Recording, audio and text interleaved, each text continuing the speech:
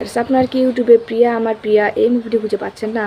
তো কি হয়েছে, আমাকে বন্ধু বানান, আমি মুভির মতন বিনোদন দেব।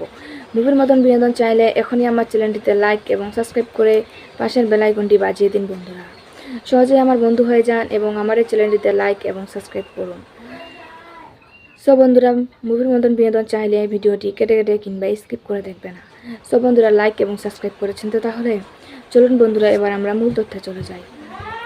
সো বন্ধুরা, এই মুভিটিতে অভিনয় করেছিলেন সাকিব খান, সাহারা, প্রবীণ মিত্র ও মিশা সওদাগর।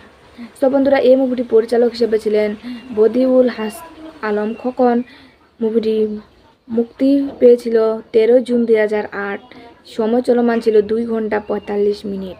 দেশ ছিল বাংলাদেশ এবং ভাষা ছিল বাংলা।